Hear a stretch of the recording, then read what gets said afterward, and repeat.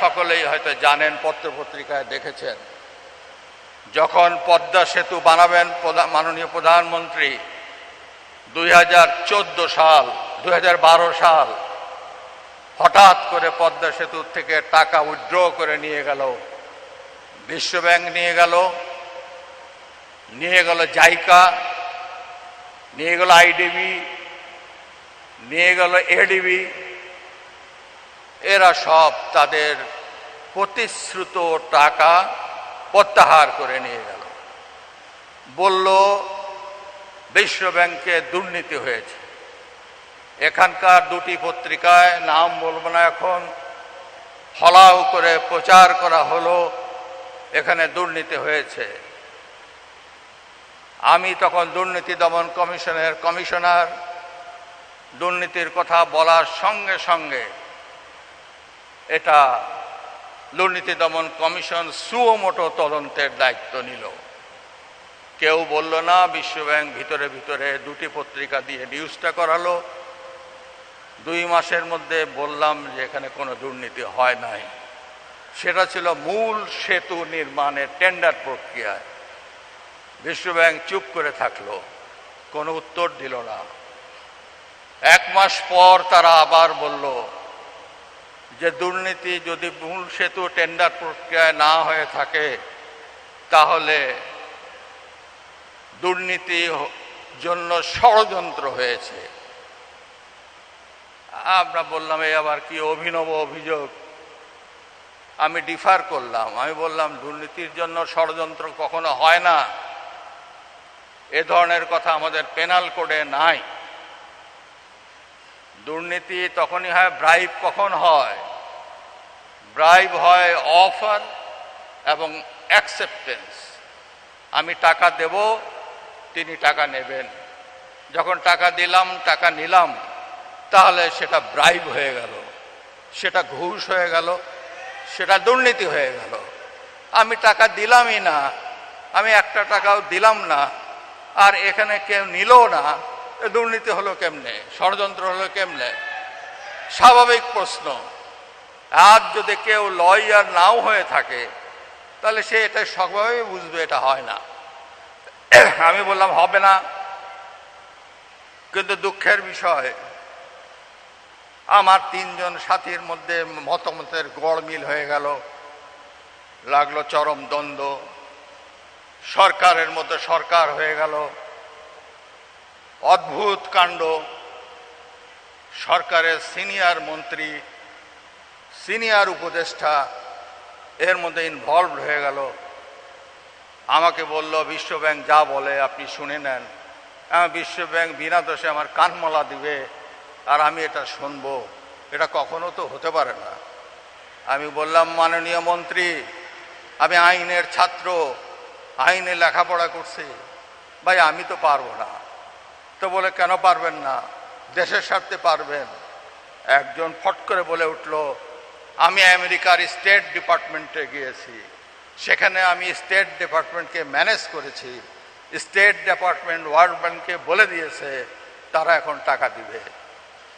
আরেকজন বলল, আমি ওয়ার্ল্ড ব্যাংকের প্রেসিডেন্টের সাথে কথা বলে আসছি, তারা এখন রেডি, তারা টাকা দিবে। তারা এখন বলছে আমরা ভুল করছি, টাকা উইথড্র করছি, we are ready to refinance. আমি বললাম যে ওরা রেডি তো টাকা দেয় না কেন? নেতৃত্ব আবুল হোসেনের চাকরি খায় ফেলছে, নেতৃত্ব প্রজেক্টের অনেক ডাইরেক্টরকে সরায় দিছে, নতুন টেন্ডার কমিটি করছে, নতুন ইকোনমিক আপনার এভ্যালুয়েশন কমিটি করছে, নেত্রীকে আপনারা যা বুঝাইছেন তাই তো করছে, এখন আবার আপনাদের অসুবিধাটা কি? না, এটা দুদক যদি করে তাহলে ওরা মেনে নিবে। দুদক কি করবে? এই এই এই এই এই এই কাজ করতে হবে। যা করতে বলে তাহলে দেশের সার্বভৌমত্ব থাকে না। বলেন, দেশ বিক্রি করে দিব? দেশের সার্বভৌমত্ব বিক্রি করে দিব? আমি বললাম আমি ক্ষুদ্র মানুষ, আমি এটা বুঝি, আমি এটা জানি এখানে সরকারকে রাজনৈতিকভাবে পরাস্ত করার চেষ্টা করা হচ্ছে। সরকারের অস্তিত্বকে পরাস্ত করার চেষ্টা করা হচ্ছে। এখানে ডক্টর ইউনূস আছে, এখানে 111-এর কুশলীরা আছে, যারা 1/11-র ঘটনাগুলো ঘটিয়েছে, তারা আছে পর্দার অন্তরালে। আমি ইমেল পেয়েছি, যে ইমেলে হিলারি ক্লিনটনকে ইমেল করা হয়েছে, তাকে দিয়ে তদবির করানো হয়েছে সরকারকে ইমেজ নষ্ট করার জন্য। পরিচ্ছন্নভাবে পরিষ্কারভাবে আজ পাবনাবাসীকে বলে দিতে চাই, এই ষড়যন্ত্রের হাত থেকে সরকারকে, বাংলাদেশের ভাবমূর্তিকে রক্ষা করেছি আমি। I will have to do. আমি আজ অথরিটির সঙ্গে বলছি, আমি সেটা করেছি পাবনার সন্তান হিসাবে। কেউ আমাকে বলে দেয় নেই, আমার বিবেক বলেছে এটা করতে হবে, এটা তুমি করো। আমি মন্ত্রীকে বলেছি আমি এটা করতে পারি না, আমি উপদেষ্টাকে বলেছি আমি এটা করতে পারি না। আমি বলেছি I am the last man to do it, I am the last man to do it, আমি করতে পারবো না। আমি তাই করেছি, মাথা উঁচু করে দাঁড়িয়েছি। I will, whatever I will face, I am ready to face at any time. এটাই হলো আমার বৈশিষ্ট্য, আমি এটাই বললাম। যাই হোক, আমি রাজপথ থেকে বঙ্গভবনে এসেছি। আমি হঠাৎ করে টপকে পড়ি নাই বঙ্গভবনে। আমি পাবনার রাজপথ থেকে বঙ্গভবনে গিয়েছি। আমি পাবনার ইন্দ্রাপট্টি থেকে রাজপথ গিয়েছি। আমি ইন্দ্রাপট্টিতে শিক্ষা, শান্তি, প্রগতির স্লোগান দিয়েছি। আমি টাউন হলে বক্তৃতা দিয়েছি, গর্জে উঠেছি। আমি রাজনীতির এমন কোন অঙ্গন নাই যা আমি ছুঁয়ে যাই নাই। আমি বঙ্গবন্ধুর ছোঁয়া পেয়েছি। আমি আমার জীবদ্দশায় পরপর 6 বার বঙ্গবন্ধুর দেখা পেয়েছি। বঙ্গবন্ধু আমাকে নাম ধরে ডেকেছেন, এই চুপ্পু তুই এদিক আয়, এই চুপ্পু তুই মাঠে আয়। আমি বঙ্গবন্ধুর 6 দফার ভাষণ শুনেছি। আব্দুর রব বগা মিয়ার বাড়িতে আমি গিয়েছি, আমার প্রতিবেশী। ওখানে আমি দুপুরে ভাত খেয়েছি বঙ্গবন্ধুর সাথে। ওখানে বগা চাচি আমাকে আদর করে ভাত খাওয়িয়েছেন। আমি সেই ভাত খেয়ে সিনিয়র লিডারদের সঙ্গে আমি গিয়েছি টাউন হলের ময়দানে, 6 দফা শুনেছি। সেখানে ছাত্রলীগের শিক্ষা, শান্তি, প্রগতির স্লোগানে আমি টাউন হলের মাঠ মুখরিত করেছি। আমি সেখান থেকে ছাত্রলীগ, এরপরে মনি ভাইয়ের দৃষ্টি আকর্ষণ করে আওয়ামী যুবলীগের সভাপতি হয়েছি। আমি সেখান থেকে বঙ্গবন্ধুকে আকর্ষণ করেছিলাম বলে বাকশালের জয়েন্ট সেক্রেটারি হয়েছি পাবনা জেলার। আমি ভেবেছিলাম রফিকুল ইসলাম বকুল হবে। স্বাভাবিকভাবে আমার গণনায় ছিল বকুল আমার চেয়ে ভালো নেতা, অস্বীকার করি না। বকুল একজন ভালো নেতা, আমি অস্বীকার করতে পারি না। আমি মনে করেছিলাম বকুল হবে। হঠাৎ আমাকে ঢাকা থেকে ফোন করে জানানো হলো আমি পাবনা জেলা বাকশালের জয়েন্ট সেক্রেটারি। আমি জয়েন্ট সেক্রেটারি, আমার সাথে আমিনুল ইসলাম বাদশা ভাই জয়েন্ট সেক্রেটারি, আমার সাথে ঈশ্বরদের মহিউদ্দিন ভাই এমপি জয়েন্ট সেক্রেটারি। আরে আমি জয়েন্ট সেক্রেটারি, আমি ভাবতে পারি না। মনি ভাইকে জিজ্ঞেস করলাম ফোন করে ভয়ে ভয়ে, বলে মনি ভাই ল ডিগ্রি তুমি নিয়েছো, এই জন্য বঙ্গবন্ধু বললেন বকুলকে আমি তোফায়েলের সঙ্গে রেখে দেব। বকুল তো তোফায়েলের লোক, আর তোফায়েল হবে যুব ফ্রন্টে, বকুল থাকবে যুব ফ্রন্টে। আমি মাথা হেড করলাম, ঠিক আছে বঙ্গবন্ধু যা চান তাই তো হবে। যাই হোক, যুবলীগে থাকার কারণে বা বাকশালের জয়েন্ট সেক্রেটারি হওয়ার কারণে আজকে যে কথা বলবো, কারাগারে যেতে হলো, গ্রেপ্তার হলাম পাবনায়। আমি প্রথম রাজনীতিবিদদের যে সমস্ত অলংকার থাকা দরকার ওই অলংকারটা ছিল না। কারাগারে যাওয়ার অলংকার হয়ে গেল, যে কপালে জুটলো। কারাগারে গেলাম, জেলখানায় গেলাম, ডান্ডা বেড়ি পড়লাম, হাতে হ্যান্ডকাপ পড়লাম। রাতের অন্ধকারে সেনাবাহিনী আমাকে নিয়ে যেত, চরম অত্যাচার করত, অত্যাচারিত হতাম। অত্যাচারিত হয়ে যখন জেলখানায় আসতাম জখমি অবস্থায়, তখন আহারে ওহরে এভাবে মারলো ওভাবে মারলো। অনেকেই বলতো আমার জেলখানায়, এই টুকু ভাই এখানে আছে। অনেকে বলে তুমি টুকু টুকু করো, আমি টুকু টুকু করি না। টুকু ভাই বলতো ওই জায়গাটা কাটা, ওখানে মলম লাগায় দেই, মলম লাগায় দিত। জেলখানার কষ্টের জীবন যারা ভোগ করছে,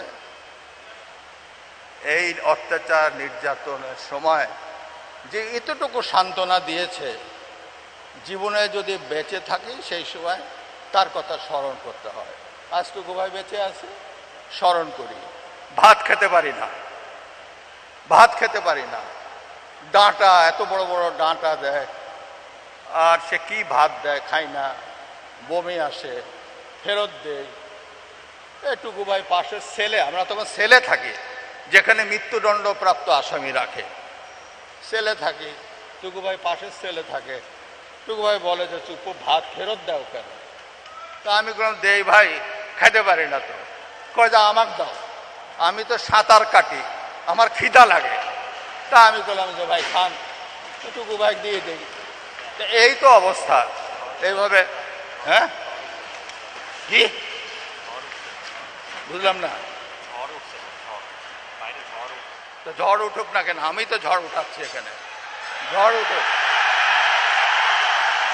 তো ভাইরা আমাকে, আমি বলি যে কথাটা বলছিলাম, আর এখানে আমি শর্ট করব না, বাইরে নাকি ঝড় উঠছে। এখন প্রশ্ন হলো যে আপনারা